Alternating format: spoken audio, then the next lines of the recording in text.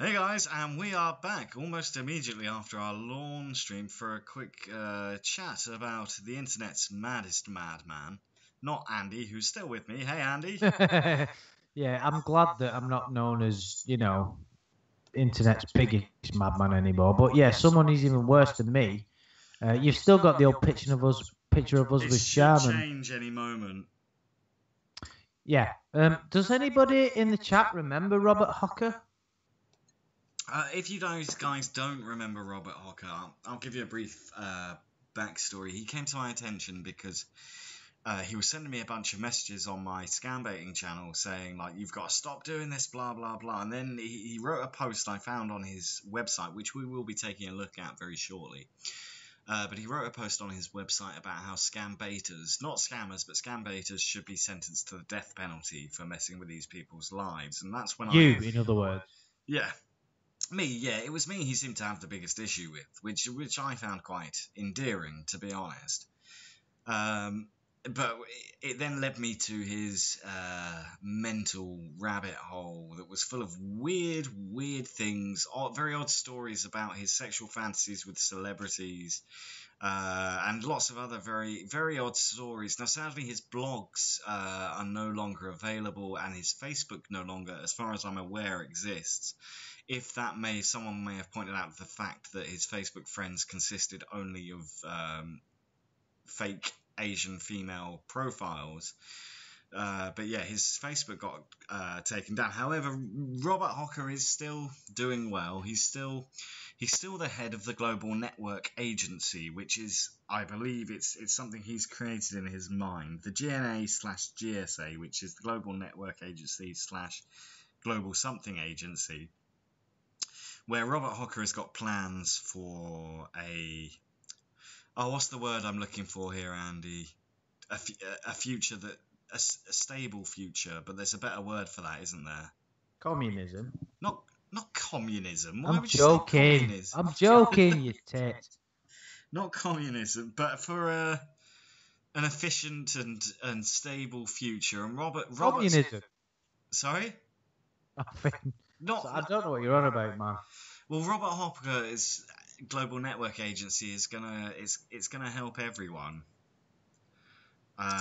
In fact, the first piece I'm going to read to you, and you can then tell me what you think of this, Andy. This is Robert Hocker's idea for global finance stabilization. And this is quite a recent post from Robert, just last month. So, global finance stabilization. The entire globe, with the exception of the United States, Russia, China, Spain, England, and France, have been processed by the GNA. Presently, the stabilization of those countries are being effectuated. The future is still not definite. In order to efficiently stabilize the financial structure globally, many procedures must be performed, such as 3 billion below poverty people must firstly be stabilized. They must have their private food growth systems such as ranches and farms. The medical field consists of herbal medicines with training. 4 billion people must have 4 million status to meet living expense requirements. The 4 million is to be used for only living expenses after those requirements are met. May the government impose taxation. No government is to tax living expenses up to 4 million. The Illuminati, in order to control global finances, have terminated the global financial stabilization. Here is the basic living expense requirement without regulation. 7 billion people quantity requires 4 million in living expenses alone. That requires 28 quadrillion. Additional funding for housing, transportation, clothing, food and other necessities. In order to meet requirements for global stabilization, the GNA has established a specified financial management system. All manufacturing of basic necessities such as housing, agriculture, ranching, transportation, manufacture and other products must be robotic to conserve expensive. That allows manufacture without paying workers. Expungement of below poverty people into wilderness areas. I'll just repeat that line because it's quite important. Expungement of below poverty people into wilderness areas. That requires training in agriculture. What does that mean? It means he's going to send anyone who lives below the breadline into the wilderness to fight for themselves in the forests and jungles. Well, that's interesting because that must mean that he doesn't see himself in that category, which I assumed he would be. Maybe being judgmental on my part, but he doesn't come across as a particularly educated and Well, if you watch his some. videos on YouTube, which are available, guys, if you want to watch them, just look for Robert Hocker on YouTube. But yeah, it does look like he lives in a trailer and stuff. But Yeah, maybe not. Maybe uneducated is the wrong way of putting it, but somebody who's not made a great fist of it in life. Well, yeah, but in his mind, he believes he's the head of the Global Network Association. So. Well, he is the head of the Global Network yeah, Association because he's invented it. Yeah, but apparently in his mind, they've got trillions of dollars to spread all over the place. Well, money's an illusion, so he's right. Yeah, you and Robert Hocker may as well get married. Well, that'll always be the dream. You, Robert Hocker, and Lorne in some sort of lusty love triangle. Will you be the best man?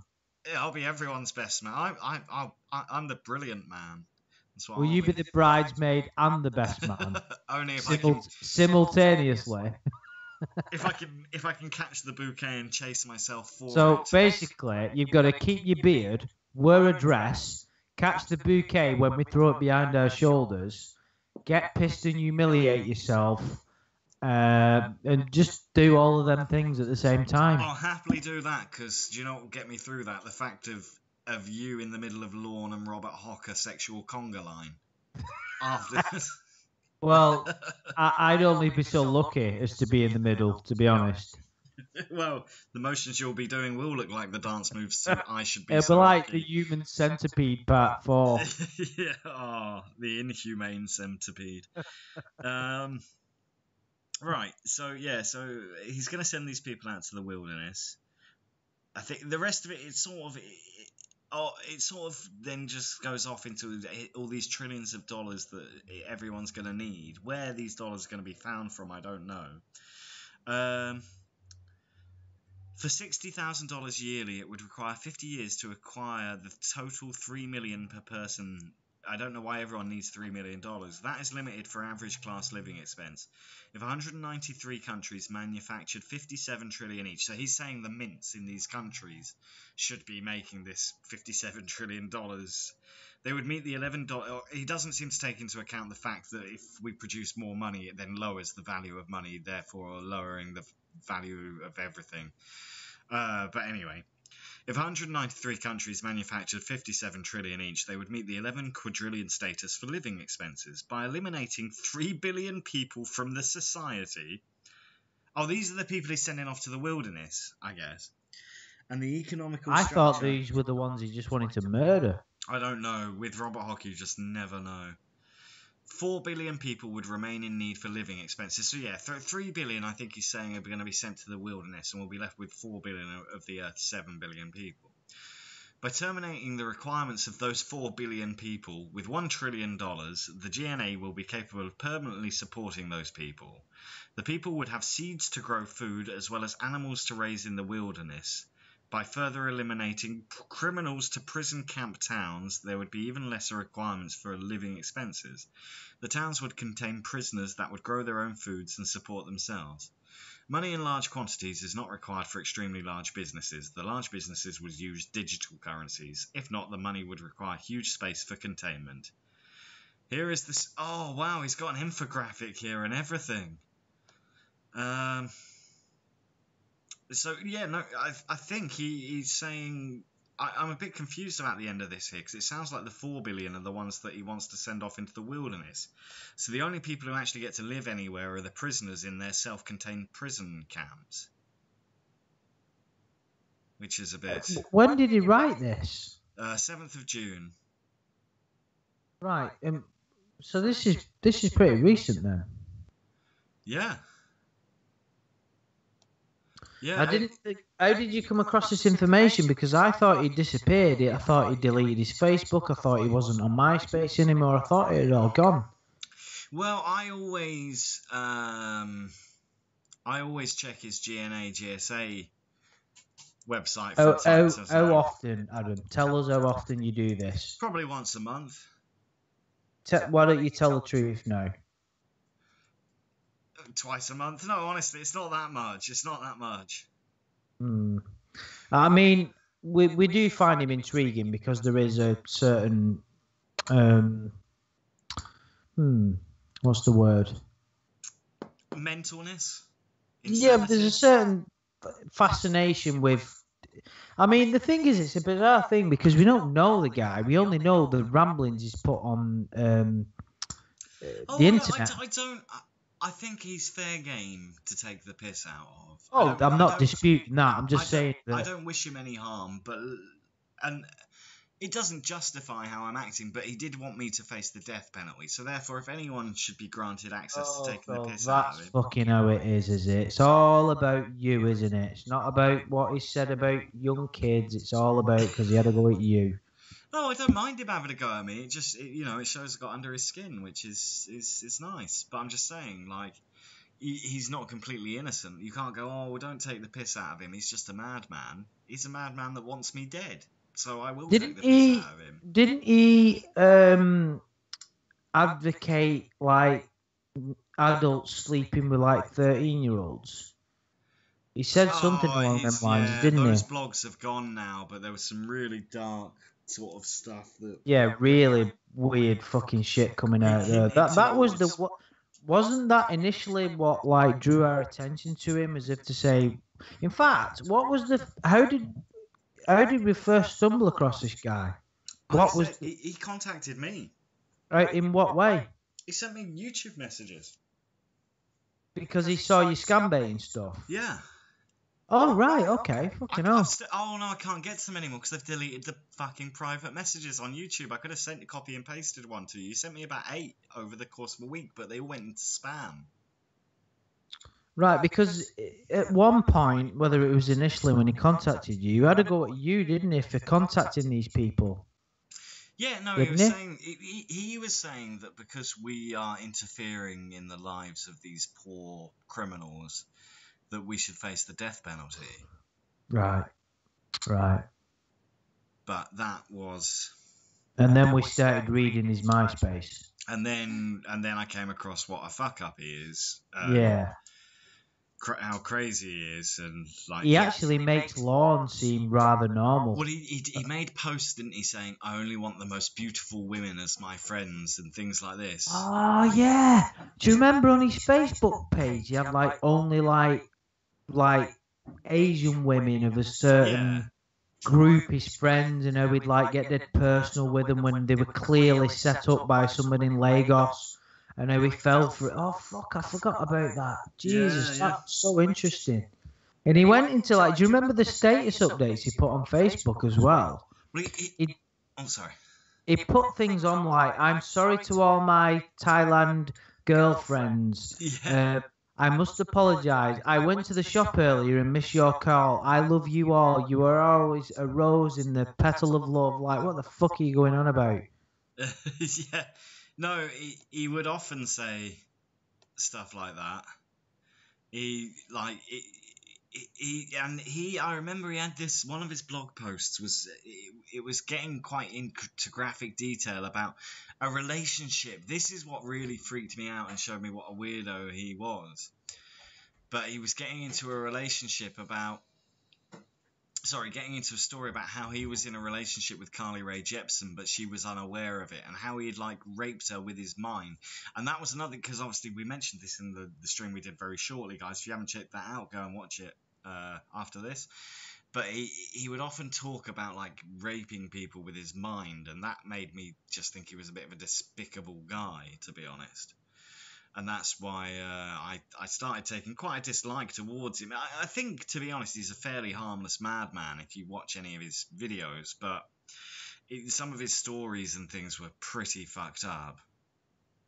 Yeah, I mean, you only had to read a couple of his vlogs, if you will, to realise that it was fucked up. Quite a disturbed chat. I got the impression he was kind of a little bit harmless, but had quite a disturbed mind.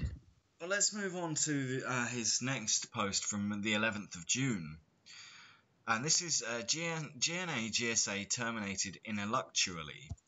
Now, I may actually be incorrect here, and it's very rare when it comes to the English language. I'm incorrect, but I do not think intellectually is a word. I think what he means is inevitably.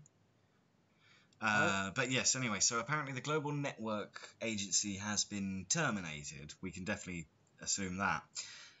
Due to the public holding my head open and CIA counterintelligence agency defective operatives, as well as criminal street operatives destroying my mind, there is absolutely no other operation that may be performed. Presently, the GNA has authorized specific operatives to terminate the Jacob Rothschild and Queen of England operatives. They have killed millions of people, as well as killing myself. They are to be terminated permanently. Since there is a young psychotic hacker terminating this blog, it is not probable anyone will receive any data to terminate the high criminals. If caught, he is to be prosecuted for multiple deaths due to lack of communique to governments and public regarding these issues. There is no possible way to prevent Agent Patry, Melissa, and ex-Agent Teague defect from killing everyone Jacob Rothschild authorized to terminate. Rothschild and his entire family are to be prosecuted to death, as well as the Queen of England. I need to just state now, guys, this is a quote. I have not just committed treason. They have supported ISIS and numerous other terrorists in fighting innocent people who know of the Rothschild ethnocide. The GSA has issued commands to kill the entire Rothschild family, Queen of England family, and their complete militants and other operatives. Children have been trained to strip and kill everyone by utilizing Psywar. I have been under attack by every Afro-European street criminal and children from 5 years of age and older. Rothschild is presently utilizing 5 years of age and older children to pimp out 4 years of age children and above for prostitution. Rothschild's top operatives are here in Texas City, Texas, United States. Their Psywar defective CIA to counterintelligence ex-agency operatives are present also. They have set their own innocent people for death sentencing and have killed millions. The remainder are set up to be terminated by the end of this weekend. I have received no funding, and people I hired to assist me have stolen trillions of dollars from the GNA and left me with no funding that lasted for 12 years.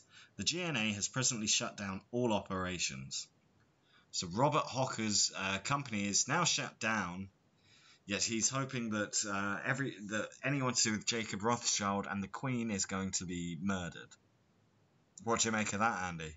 Well, it's a question of whether he believes it or whether he doesn't, isn't it? Because he's gone into quite intricate details there. So Johnny Utah has just commented saying the American mental health system is a joke, and if you look at that, that is the ramblings of a madman, absolutely. But the thing is, he does get information that is correct sometimes. Not correct, sorry, but is based in reality. Jacob Rothschild is a real person. Are you aware of the Rothschilds, Andy? Only from Casino. From Casino? Well, the movie. Yeah. Are they mentioned in that? I thought, wasn't that the name of Robert De Niro's character? Oh, I don't know. Well, the Rothschilds are the world's richest family. Yeah, I know, but like, I was trying to make light out of it and say that. Because Casino's one of my favourite movies, and it's a great film. Sure, that was fucking De Niro's character's surname. Never mind, doesn't matter. But yeah, it's because he's like plays a Jewish character in that film. Well, this is, and maybe, and you can call me an SJW if you want. I will do. Okay. But he also mentions Afro-American or Afro-Europeans as well. Now, a lot of people who believe in the Illuminati and this sort of thing, they claim the Rothschild are the head of this sort of demonic, satanic ring, which personally I don't believe in. But it's very easy to look at the 1% and go, they're behind everything bad that happens in the world. Exactly, that's the thing. And if you've got a family that have got more money than anybody, of course they're going to be attributed to all that kind of stuff. Exactly, but there's also an underlying current. For me personally, I've only come across a lot of this information recently, and if people in the chat disagree, I'd love to hear. But I think there's an element of racism in this because the Rothschild are Jewish people, and I believe the Rothschilds have been around for years and years and years. Now, I may be incorrect in saying this, but is not part of the reason Hitler was so worried about the Jews because they own so much of the world's wealth. But it's not necessarily the Jewish people, it's just this one family. But you could, if you were an SJW, say that Robert Hocker is being racist by blaming his problems on the Rothschild family. Well, I don't think we need to attribute any kind of common sense or anything to fucking Robert Hocker's words, do we? No. I mean, there's no common sense, but it's nice to look into the words of a madman. I mean, of course. He mentions in there as well Agent Patry, which is, of course, the YouTubing woman, because we found this out when we were researching him. The woman who does the YouTube... Oh, no, I'm not sure if it's Agent Patry or it's Melissa, but it was a woman that made a YouTube video eating the placenta of her baby, which, yeah, is fucking disgusting. But he was claiming she's a cannibal. And he's in all of these blogs, he quite often mentions her like this. Like, he thinks that this woman who made a YouTube video about eating her placenta and the Rothschilds and the Queen of England, they're all in cahoots together doing all this bad shit. Well, yeah, I mean, does anything that guy says surprise you? Not really, but it's interesting. It certainly is. I mean... No, I mean, yeah, you're right. To sort of... The good one of the things about like examining a mad person's words is there's usually a little bit of genius hidden within them. It's kind of one of them bizarre paradoxes you come across in life. It's like behind the ramblings of every madman, there's always a bit of logic. And figuring out what that logic is, it's like there's a fine line between being a genius and a complete fucking wacko. Well, yeah, I wouldn't... I mean, what I like about Robert Hooker, if that's the right word, is his delusions of grandeur.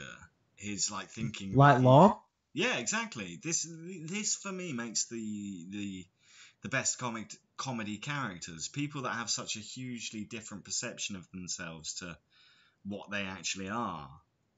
I mean, people said, like, were very encouraging towards it, and I considered doing it. Now his Facebook's gone, I'm not sure how I could contact him, though, but it was to get in touch with Robert Hocker and just have an interview where I just say, like, tell me about the GNA, and then when it gets... Did you ever contact him? I never did. Ask him? I was going to. I got very close to it, and then I never got around to it, and then, of course, his Facebook went, so I've got no way to get in touch with him now, and you can't private message on YouTube anymore, so... But I would have loved to have, like, heard his ramblings in real time, and then at the end actually grilled him a bit on it and be like, you know, are you aware that this thing you say you're the head of does not exist? But he already has kind of a dislike towards me, and to be honest, like, when he posted the things on my scam baiting videos, quite a few people went over to his channel and made quite unpleasant comments on his channel, so he might sort of be very apprehensive to speak to me. Yeah, and you know, you've got to. I mean, I would imagine it wouldn't be particularly enjoyable talking to him. You know what I mean? I think it'd be hugely enjoyable. No, but I think at times it would be like banging your head against a brick wall, because you would be asking a question he would refuse to answer it probably, or answer a different question to the one that's been asked. In that case, yes, I think it could be a frustrating experience, but I also think it would have been hugely entertaining. Fucking hell. That's a yawn. No, but the thing is, some people that write like he does and say the things he does are incapable of proper communication on any kind of verbal level. So you necessarily wouldn't get anything out of him at all. You know, you're already assuming that, oh yeah, well, you know, he might be a little bit difficult and he might be a bit... I don't think it'd be like that. I think it'd be a completely fruitless exercise in that you may as well not bother. It's a little bit like the lawn thing. I've had so many people messaging me and saying, oh, what would you say to Lorne if you could interview him and all this. So I said, well, I always say I wouldn't want to, because I'd find it more frustrating than enjoyable, because I know he'd lie to me for an hour and I'd get nothing out of it. So why would I be interested in interviewing him? Well, Johnny Utah's just made a comment, and thank you, Johnny. You're normally always a voice of common sense, but crazy people will often present a well-constructed premise, but their conclusion is totally insane. And I mentioned this to you, Andy, off air the other day, that I'd come across a guy I kind of felt was a new Robert Hocker. And this video, I felt almost duped to an extent, because I watched the beginning, and it was like whistleblowing Dutch banker spills everything or something. It was called something like that, whistleblowing Dutch banker, if you guys in the chat want to check it out. And for the first 15-20 minutes, he was talking about how he was working in finance, in like really high finance, and he was like the money man for the world's richest people. And it came across very very eloquent, very well put. It made sense what he was saying, and he was saying these people are into some dark stuff. And I was like, well, of course they are. People that have money to do whatever they want will do whatever they want. However, after sort of 15-20 minutes, he suddenly took a twist, and he started talking about Satanism and how all, you know, like the world's richest people are all Satan worshippers, and that they're all. And I was watching, I was like, this is one of the people that believes the Hampstead hoax is real. And in fact, I found out directly after that the guy had been in touch with someone who had also done interviews with the family behind the children involved in the Hampstead hoax. I was okay. It was very difficult for me watching it, because I'd bought into this guy for the first 20 minutes. And then when he starts going, oh, you know, all these rich people, they all want to sacrifice children. They want to sacrifice babies. They're all Satanists. I'm like, what is it with people that are obsessed with the richest people in the world? Do you think, Andy, that the richest people in the world are all Satanists? No, but I do think that if you've got all that money, there's something a bit wrong. As bizarre as that seems, it almost seems like there's definitely an ethical dilemma there. What was it? Like, you know, if you've got the money to cure all the famine in the world, but you keep it to yourself, you're a bit of a cunt, really, aren't you? Yeah, I think I do not buy into this thing just because people are rich, they enjoy sacrificing babies. No, but it depends how rich you mean, because when you get to the point of, like, you know, the most richest persons ever, there's something not right, because, like you say, you've got no reason to sit on all that money. And if you reach a certain level of wisdom, you'd realise that money is irrelevant. It's got no real But money power. makes life, whatever you say though, money makes life comfortable. If you've got an income that outweighs, and it's happened very rarely in my life, but if you've got an income that outweighs your outgoings, you live a much more stress-free life than when you're living paycheck to paycheck in the last couple of weeks. You do, but that's a symptom of the inadequate human condition. You can have no money, nothing coming in. If you're enlightened, it doesn't matter. That's fine, but if you're enlightened and really fucking hungry, I bet you want some money. But if you're enlightened, you will always get that. You will always get what you need. You don't need to want anything. The universe will provide it for you. I think you're putting people. What do you? Who do you consider to be enlightened? Have you ever met any of these mythical people? Have I ever met? No. In person? Not like fully conscious humans, but I do know they exist. But my point here is, right, say you or I became really successful, became one of the richest people in the world, absolute fantasy, understood, but it wouldn't suddenly mean, do you know what I want to really fancy doing tonight? Is sacrificing a baby. And I know most of that wealth is familial wealth that is passed down. You know, it stays within those families of the elite. It's very few self-made men who would actually become part of that 1% of the richest people in the world. But I don't think that there is this huge inherent evil that people want there to be. I think there's an element of jealousy. Of course there is. They're not just there's a lot of people in the world that will say when you've made it, when you become a success, which of course, you know, I'm fucking not even close to becoming. You're evil because you've got money and you're successful and you've got women and you've got this and you've got that. That's bullshit. I don't deny Absolute very dark stuff will go bullshit. on within those people because they've got the money to do whatever they want. If one of those people is a paedophile or whatever, then I'm sure they can buy whatever child they want or whatever. But what benefit does...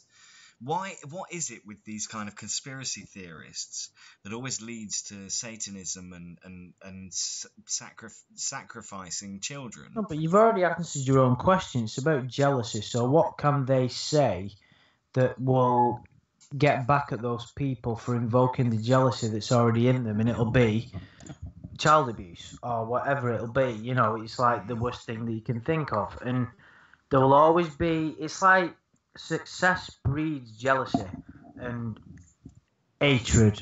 Well, it's like from the other people, from it's like onlookers. from the lowest perspective you could possibly imagine. Look at my channel when it was doing quite well in the TCAT community. There was people that hated me just for the sake of hating me because I was popular.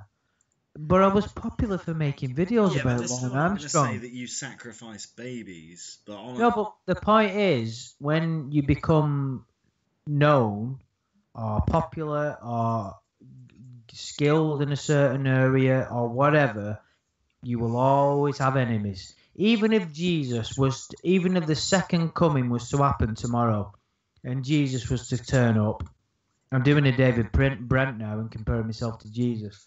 Even if Jesus was to turn up tomorrow and preach the word of God, there would always be people that would call him Satan and would hate him and would try and kill him. Well, no, no matter people, what. If someone turned up tomorrow and said, "I'm Jesus," everyone would go, "No, you're fucking not, you mentalist. Walk on some water and then we'll believe you." But let's just say it was Jesus and he did walk on water.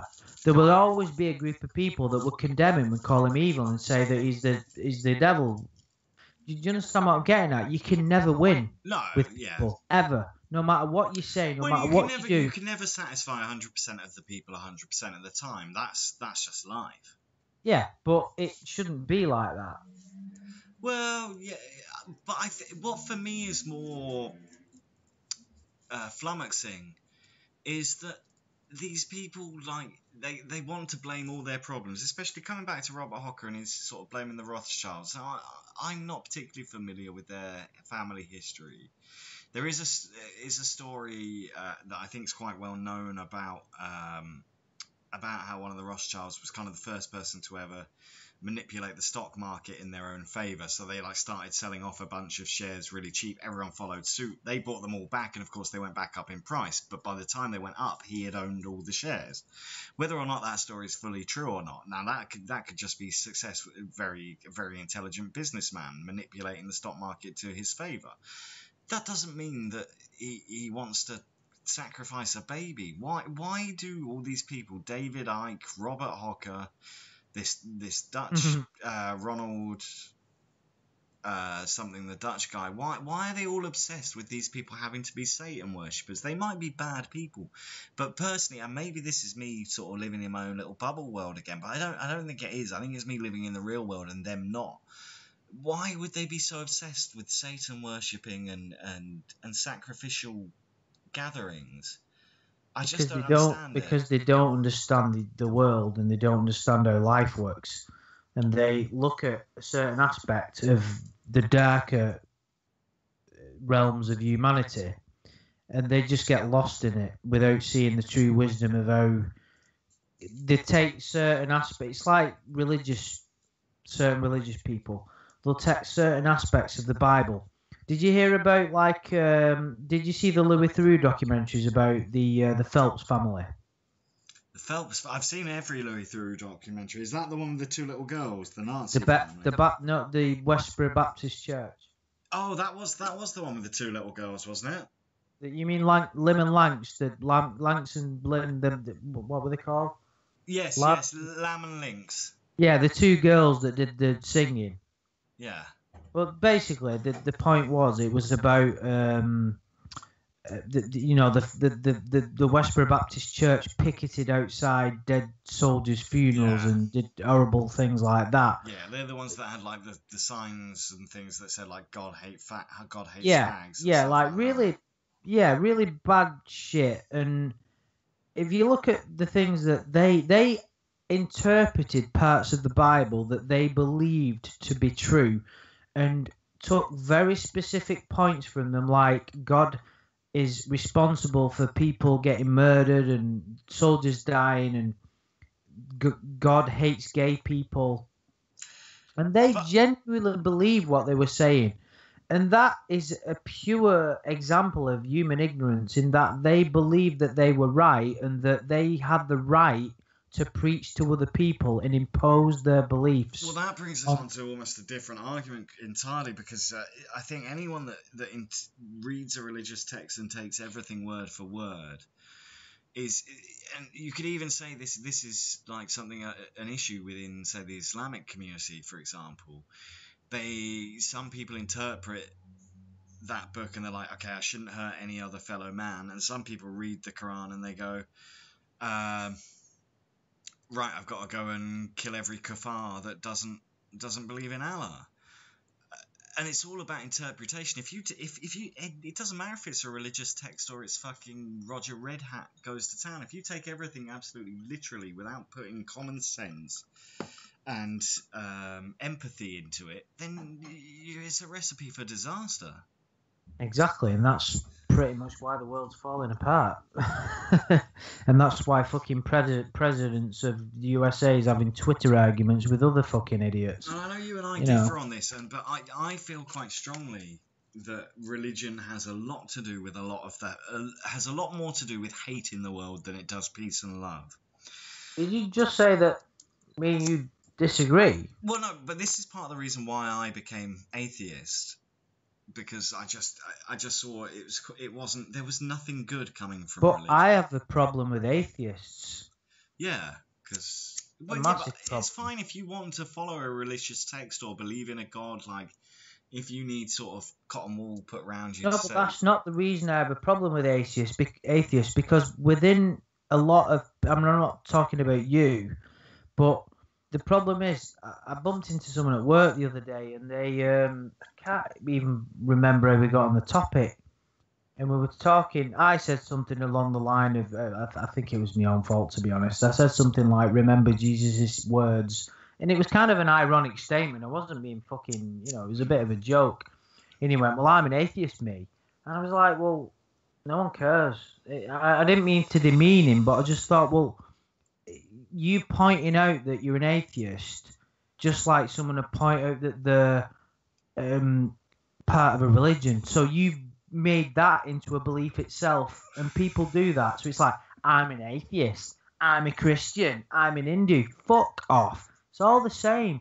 So you've made a religion out of not having a religion.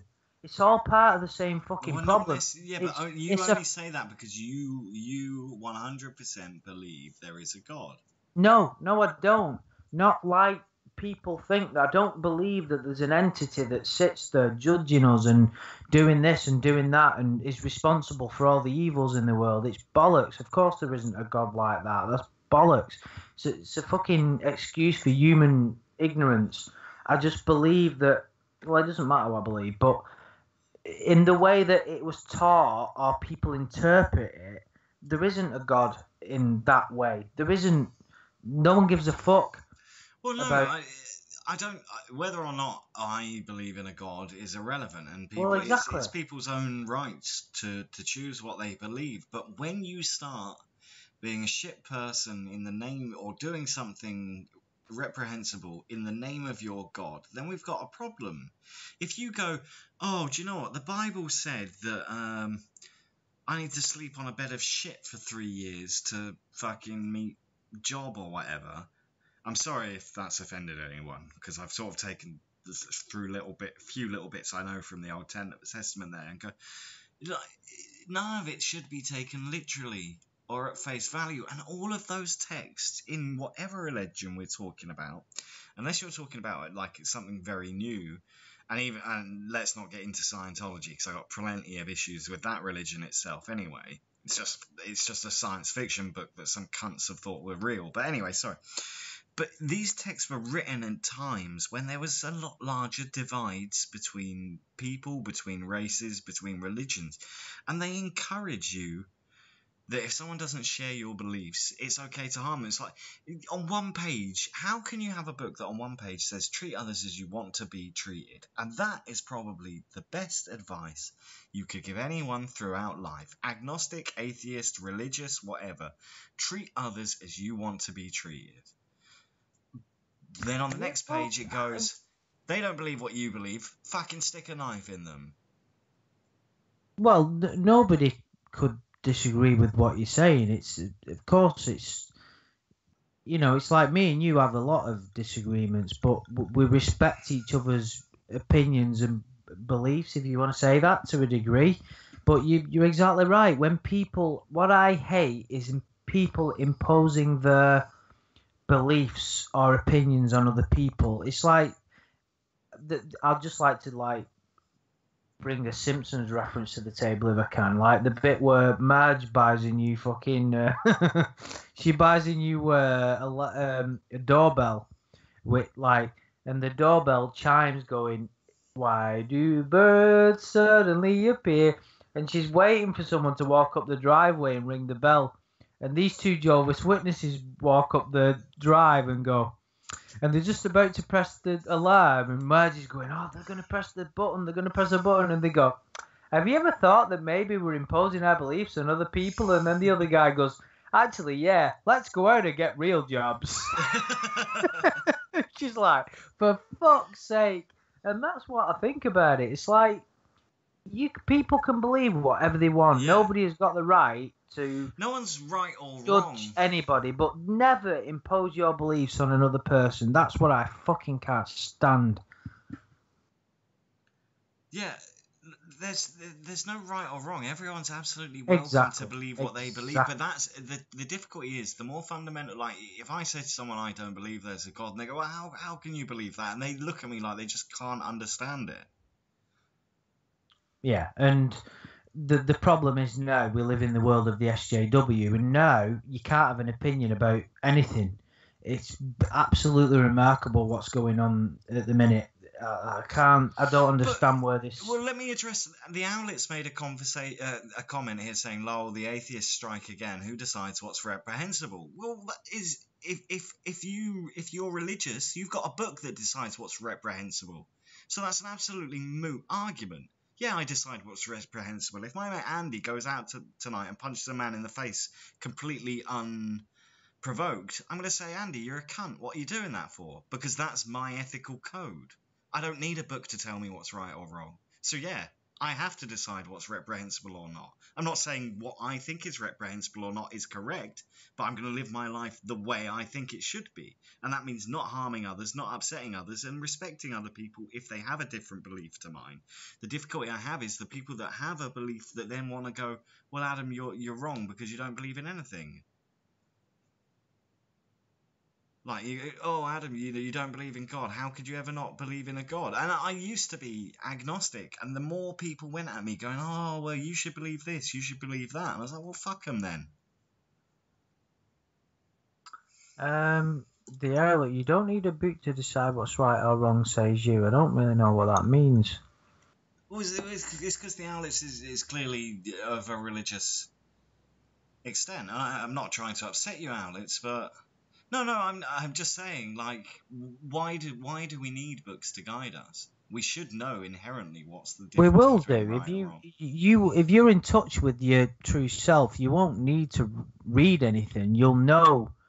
I'd like to refer to the teachings of Yoda, if I will, when he's training Luke Skywalker, and Luke says, how will I know the good from the bad? And Yoda says, you will know when you're calm and at peace. I think that says it all. Yeah. No, and Alex, I know, I absolutely encouraged them. I've switched off because Andy started talking about Star Wars. You But I twat. absolutely encourage democratic conversation. Um, so yeah, no, I'm more than happy if someone disagrees with me. I want to hear it as long as you put it forward in a conventional way. If someone just shouts and screams you're wrong, then I'm going to say, well, I'm not going to listen to you. But if someone goes, okay, this is my opinion, then I'm more than happy to listen to anyone if they can put it forward in a eloquent and fashion that I'm happy to listen to. Yeah, and there's nothing wrong with a bit of Oh, debate. Terry, very nice question. I this might just be myself personally. So Terry's asked, how did I form my beliefs on what's right and wrong?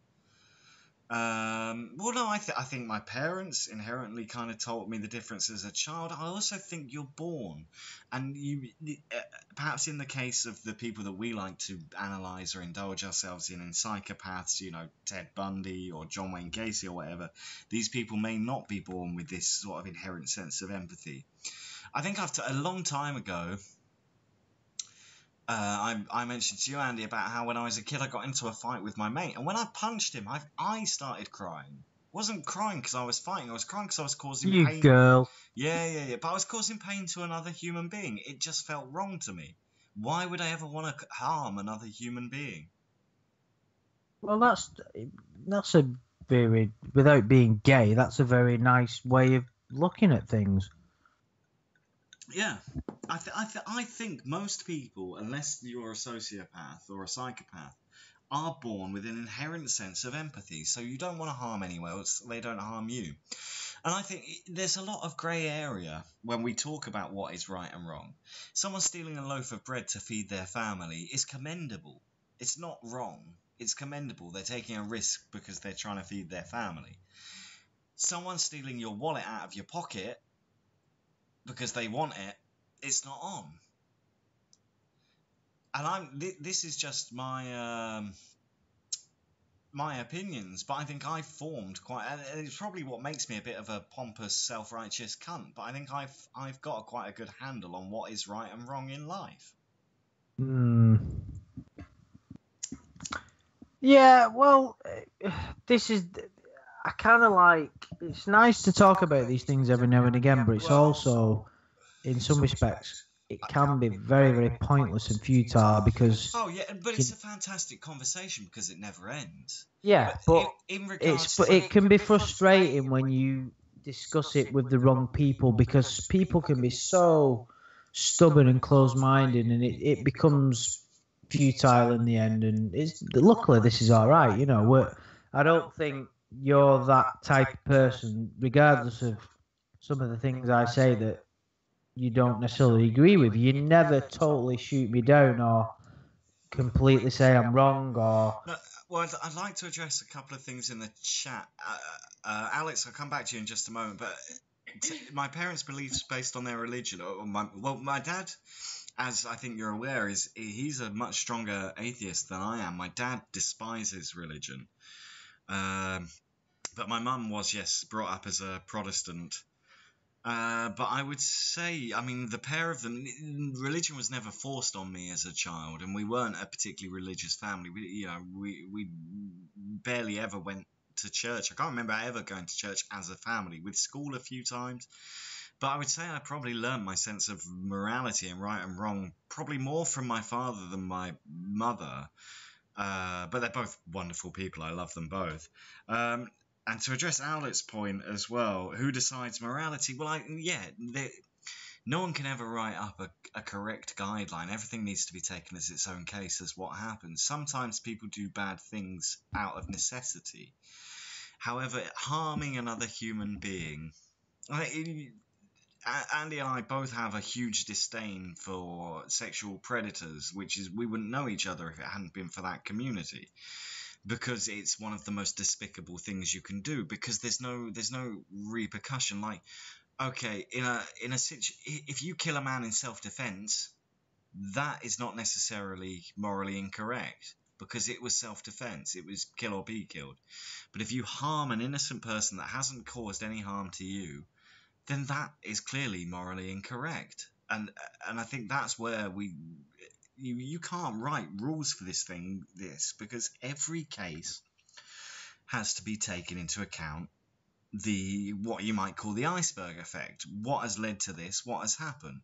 But there are some things you can say without, that are to kill or to sexually assault with no, in any case, to kill in cold blood, it's always morally incorrect. Those are the things you can always state. To steal, I think stealing is a very difficult one.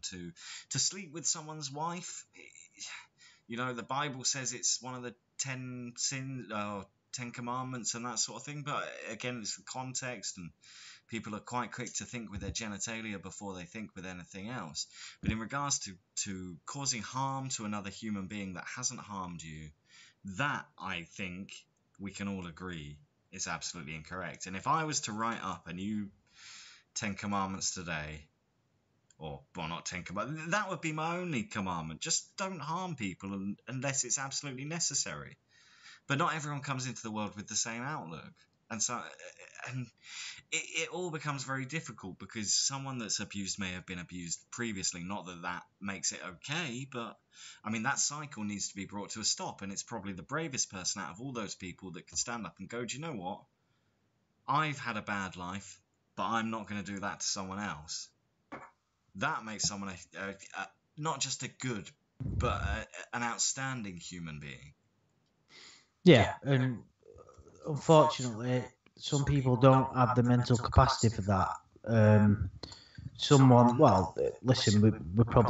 We'd be getting back into the realms of, condemning people, and it's like what Sherman said in our chat before, and I like the way he put it when I said, do you feel sorry for Lorne? And he said, well, when you get down to it, there's a bit of spirit in there, there's a little bit of a human inside everybody, even the worst person on the planet who's done the most horrific things. There's very little difference between that person and me when you really get down to it, and people won't want to admit that. But we're all part of the same organism. We're all human beings. We're all partly responsible for the fucking terrible things that go on in the earth. And of course, everybody will say that I live a great life, I don't do anything wrong, but I'm not, obviously, from one perspective, you don't run around murdering people, but we're all part of the same organism. We all buy shitty items and drink alcohol and fucking talk shit and watch shit TV and add to the pollution on the planet and fucking buy plastic products. We're all part of the same problem. Do you get what I'm saying? Yeah. I think, Alex, you're asking us to provide answers to questions that have no answers. We can't provide an answer on something as grand as the human psyche, because it's such a wide and varied scale. Yeah, I would suggest that the Owlets is a bit of a wind up because clearly. Yeah, but they've not been insulting. No, but clearly asking us, saying that we don't provide any answers on these particular topics is a bit odd, considering that no one does ever. Well, I'm not Alex Jones. Like, if you want sort of someone who's going to say what's right and wrong and that we're all being led by lizards dressed as politicians, then you've come to the wrong place. I'm asking you to stop. But we're not purporting on it. We're reflecting on it. We're mediating on it. Well, yeah. Well, if you want answers on all this kind of shit, you're in the wrong place. If you want answers on the holy pornography, like Johnny Utah has just said, then maybe you are. Yeah, exactly. The holy pornography is where you get the answers to everything. And sorry, Biggest Brown Eyes, we discussed Robert Hocker at the start, and then we've digressed somewhat.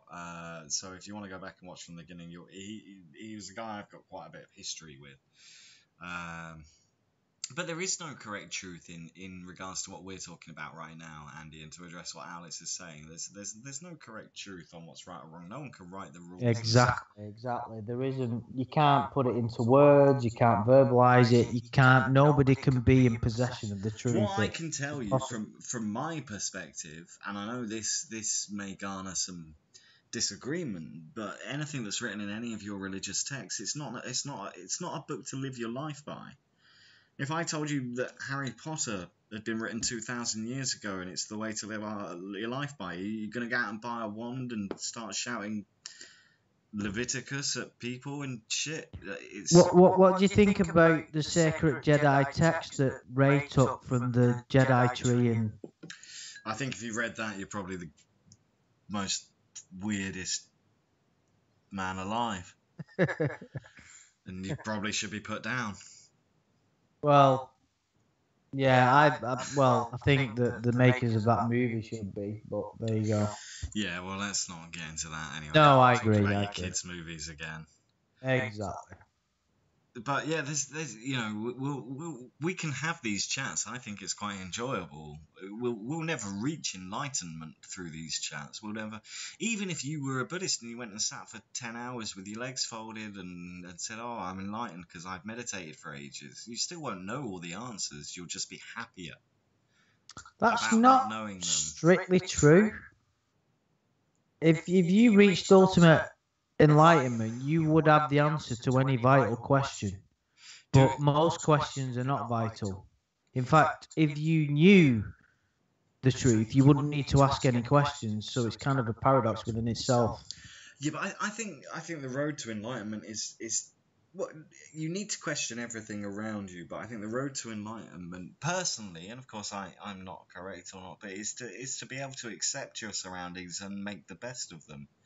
And not harm anyone else. That's pretty obvious. No, I think that's a really good way of putting it. Yeah, definitely.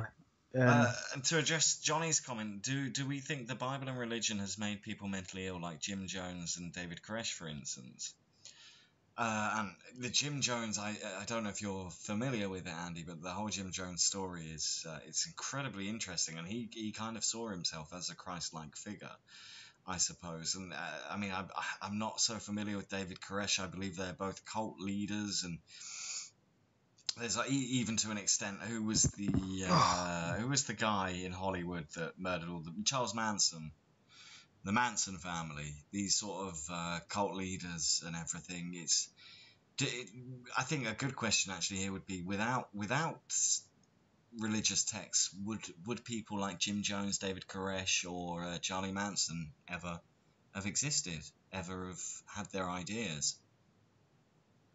I don't know much about those guys, so it's something I've got to look into. And oh man, you need to watch a couple of the documentaries on Jonestown. Fucking hell. No, there's fucking loads of stuff I've got to watch and read about. I kind of wish I could live forever sometimes. I'm reading 4 books at the same time. I don't mean like in one particular moment. I mean, I pick that book up, stop that, and then read another, which isn't probably the best way of going about it. But no, that's that does sound pretty interesting. But yeah, Jones. I mean, if you ever hear people joke about drinking the Kool-Aid, that's from the Jonestown massacre.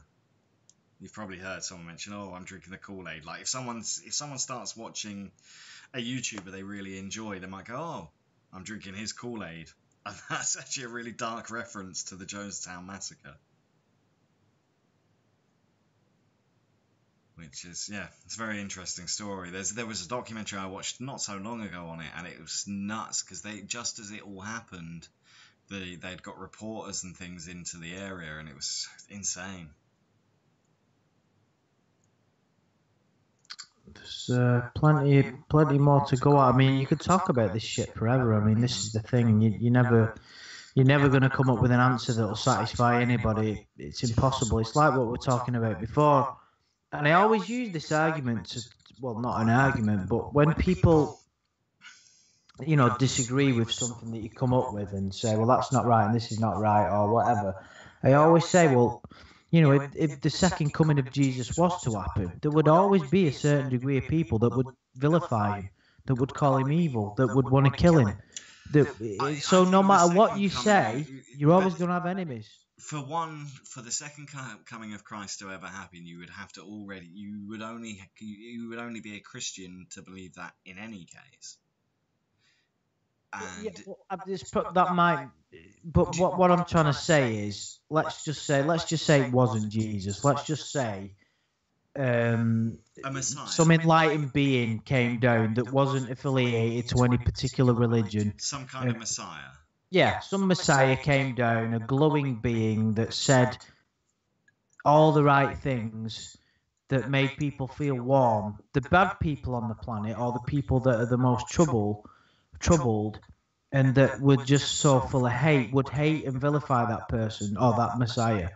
They would want to kill him, and they would say we're he was more evil. skeptical as a community now. Anyway, even I think if someone came now and went, I'm the second coming of Christ, and unless they did go and start walking on water or something, they would just get locked up in an insane asylum.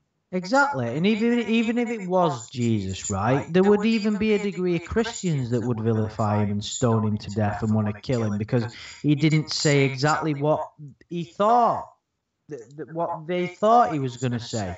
He might have got a word wrong or dressed in an incorrect way. So, well, no, but it's true though. That's how fucking stupid some people are.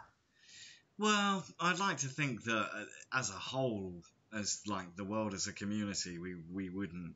What makes you think that we're a fucking human race that poisons ourselves every day of our lives and watches and poisons our minds and poisons our bodies and. But you're talking that in regards to meat and alcohol. Well, not just. Well, no. Well, yeah. But well, I think humans need meat to eat. But let's not get into that. I think in regards to alcohol, it's something people have drunk for years. Well, what's that got to do with it? Well, I don't think when people drink alcohol they go, "Oh, I'm poisoning myself." They go, well, then they should because they are poisoning themselves. This is a laugh. I'm gonna drink this. No, but it is poison. You're poisoning your body. Human beings, it doesn't taste like poison, does it? I mean, a 40-year-old Scotch does not taste. I mean, it tastes. That's because it's not pure alcohol. Alcohol in its purest form. If you were to consume 100% alcohol, no, your body would reject it and you would vomit.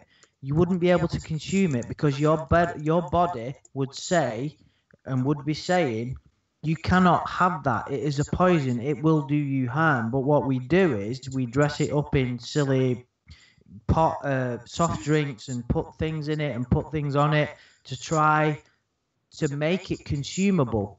But it does you harm. All right. I guess neither you or I will ever afford it.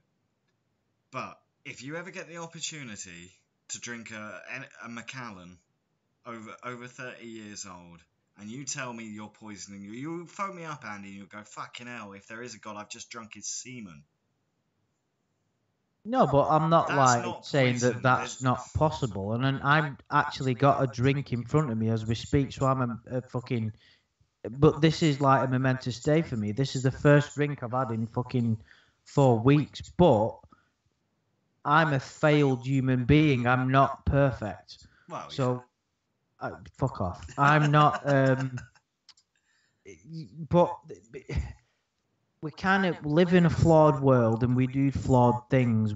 I'm a flawed person. Yeah, but we can get to a point now where we're going to overanalyze and worry about everything too much. And yeah, I get it. Our food is all processed and packaged crap, and it's not good for us. And the companies that make it all shove whatever they can in it to add a bit extra, and it's cheap and easy and fucking like. Yeah, I agree. You shouldn't take things too seriously, but I've been, fuck me, I'm nearly 40 and I've been drinking all my life, and it's got to a point now where I'm kind of starting to think I don't want to do it anymore. But that's your decision, and that's absolutely fine. If you go, okay, yeah, my body, I'm getting rougher hangovers when I wake up in the morning, no longer time for drinking.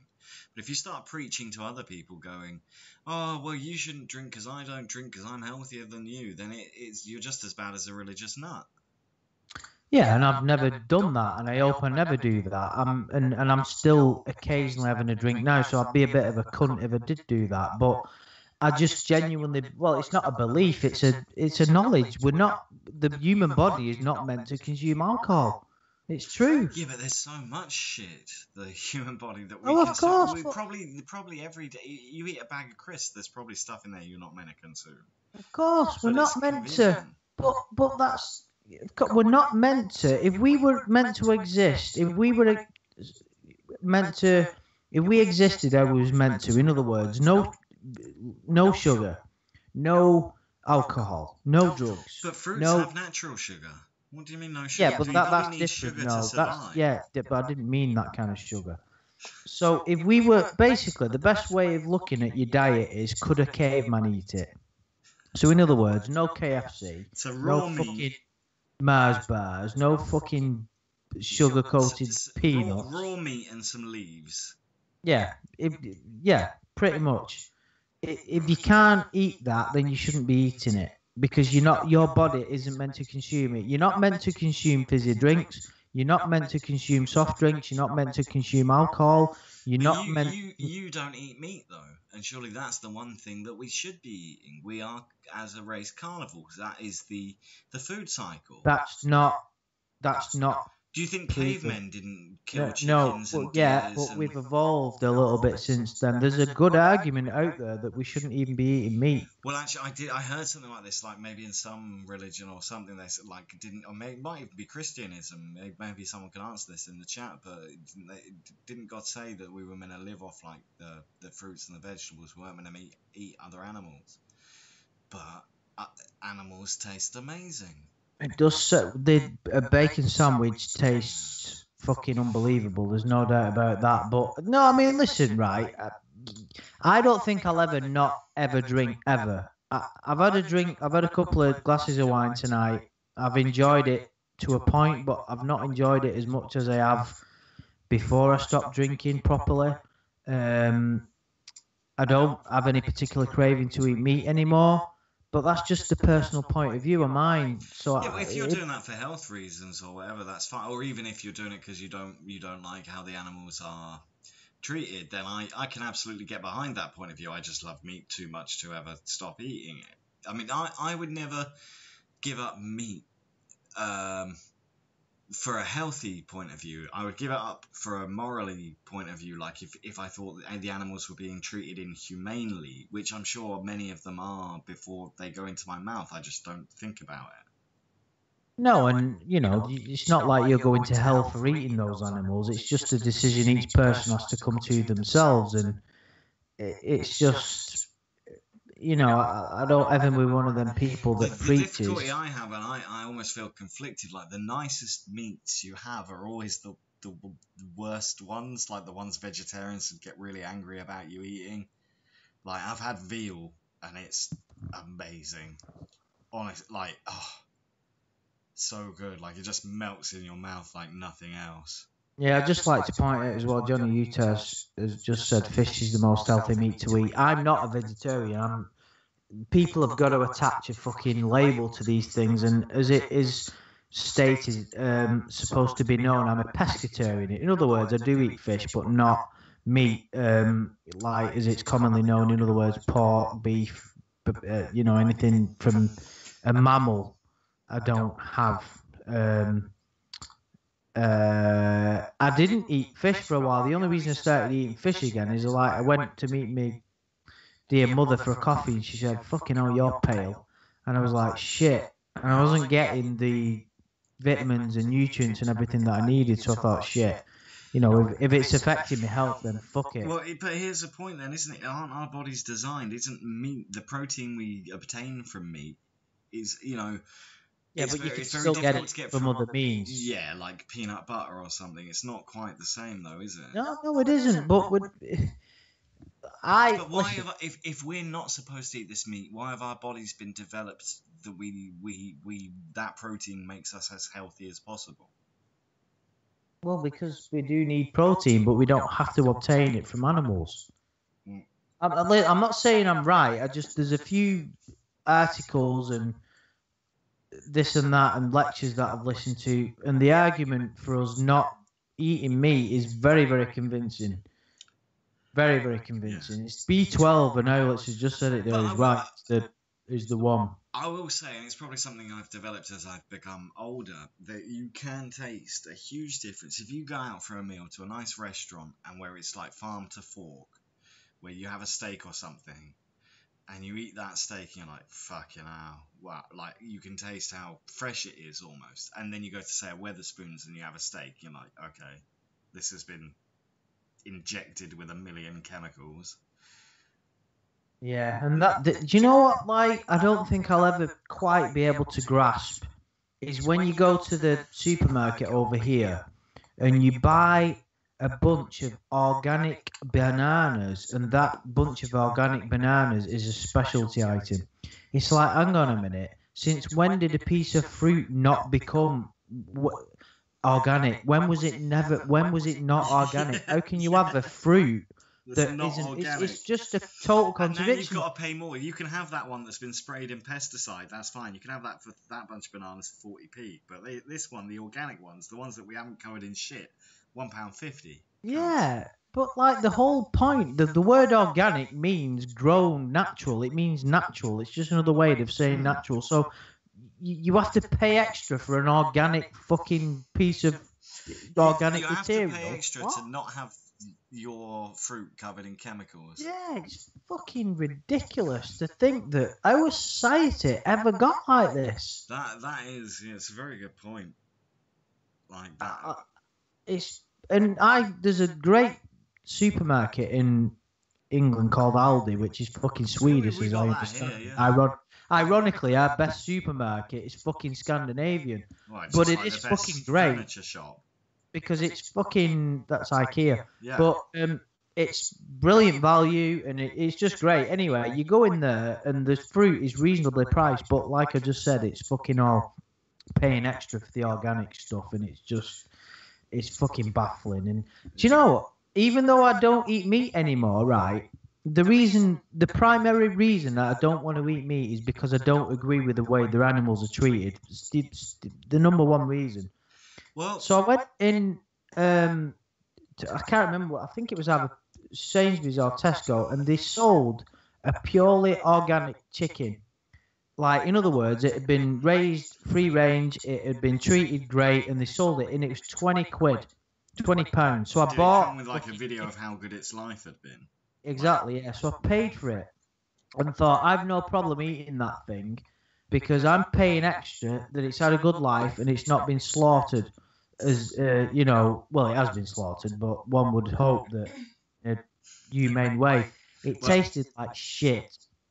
I can just tell you a quick story about my brother. He became a farmer for a very short time, and you know when chickens are dying, you're meant to wring their necks, but he had one chicken and it started choking on its feed, and he couldn't bring himself to wring its neck, so instead he drowned it in the trough.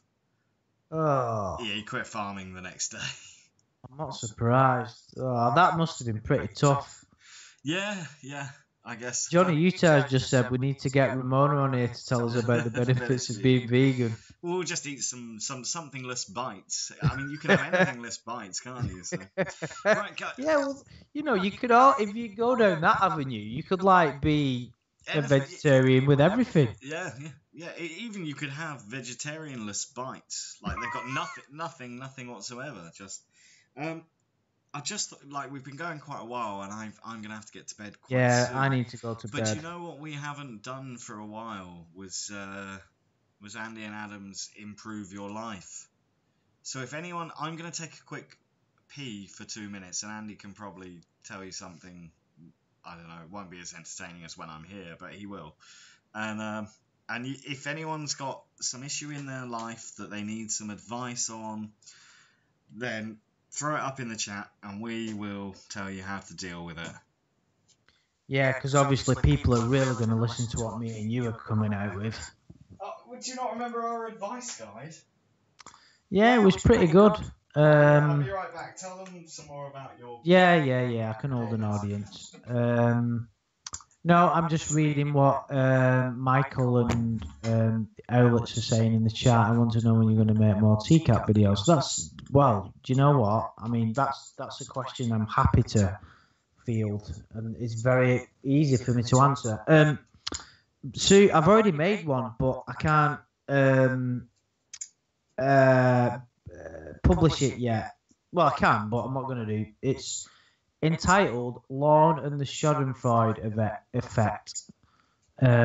I, basically, I'm in the process of changing my broadband, and it's taking like forever to upload a video. So I'm going to wait for another week to put it out. But I think it'll be pretty good actually. And yeah, so I'm going to be doing some stuff soon. So yeah, don't worry about that. That'll be pretty soon. I've got some new predators I'm going to make videos on. Ones that I've never covered before. That'll be pretty good. I usually have a good laugh for that stuff. So. Yeah, if as Adam was saying, has anybody got any more questions they want to throw out into the forum? What's the worst job you've ever had? Johnny. I went to work in a factory, Patak's Curries.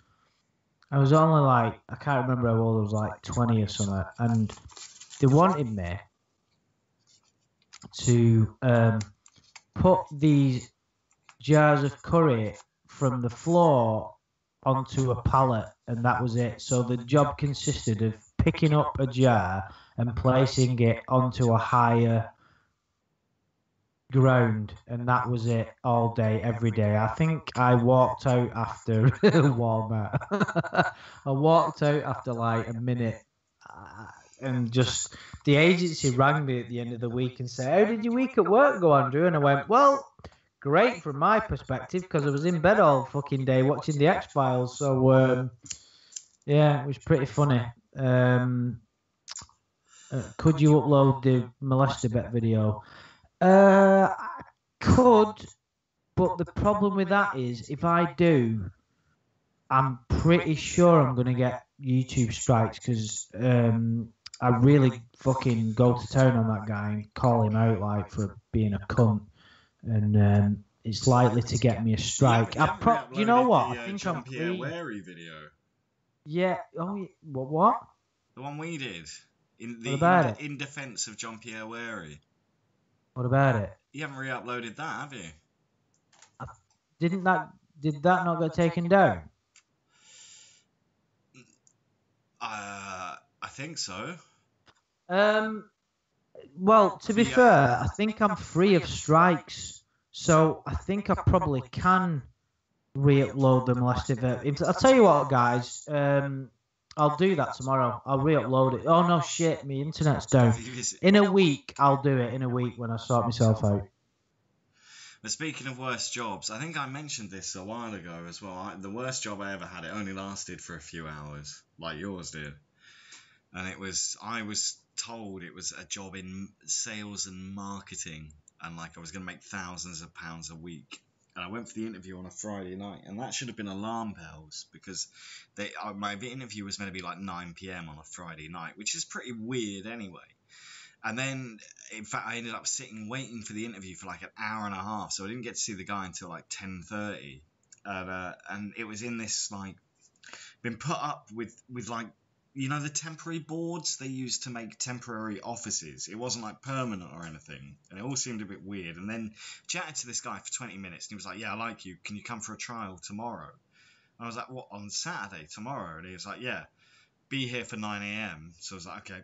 Went home, went back to where I live, which was a good 30 odd miles outside of London. Went to sleep, got up 7 a.m. so that I could get back into London for 9 o'clock. Then sat and waited for another 2 hours until my trainer arrived. And then he arrived and he was like, "Have you got an Oyster card?" Which is like, I don't know what the equivalent you would use anywhere else would be, but it's like to get you on the transport system in London. I was like, "Yeah, I've got an all-day travel ticket. I haven't got an Oyster card because I don't live here." And he's like, "All right, that's fine." So we got on the tube, the metro, the subway, as Americans would call it, and then he had this huge bag with him, the guy, my trainer. And then he was like, "Right, first thing I got to do is find somewhere to put this bag." So we went into this florist's flower shop. And we walk in, and he's telling me all the way on the train ride, he's like, "Oh yeah, I make so much money. I'm making like $8,000 a week from this job." I'm like, "Fucking hell, this is gonna be brilliant." We walk into the flower shop, and with this massive bag, which I still don't know what is in this massive bag, he turns around and he knocks a vase full of flowers on the floor and smashes it. And he looks like really. He goes. As he's doing that, he's like, "Can I leave this bag here? Can you look after it for me?" And they're like, And he's like, "Oh, I'll pay for that. I'll pay for that." And he looked quite panicked about having to pay for it. And I was like, "This guy's telling me he's making $8,000 a week, and he's worried about paying 15 quid for a vase. This doesn't add up." So straight away I was like, "What?"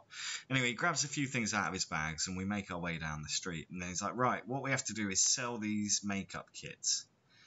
And I'm like, "What? This is my sales and marketing job.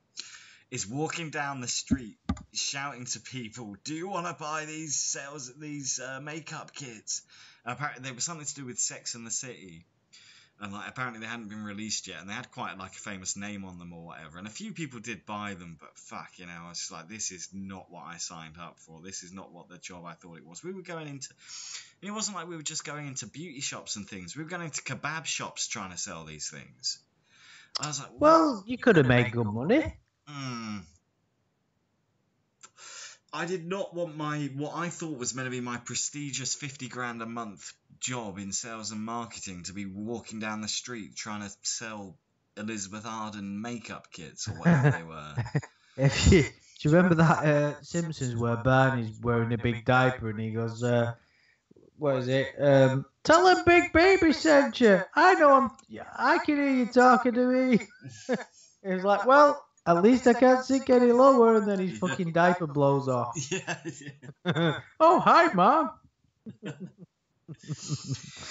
Tell him Big Baby sent you. I know you can hear me. I'm talking to you. Do we think Lorne will become a born again? Born again what? I think Lorne is. He's not particularly religious, but I believe Lorne believes in God, doesn't he? Fucking hell. Probably. I don't know, actually. I don't think he's ever spoke about such things. Oddly, that's something that's never been spoken about to him, is it? That's quite curious. But yeah, I think, guys, I think we're both falling asleep here. So yeah, thanks so much for joining us, everyone in the chat. And thanks for joining me, Andy. It's been a very interesting conversation. If you guys did come here for Robert Hocker updates, do skip back to the beginning once we've finished and you'll get to hear about him.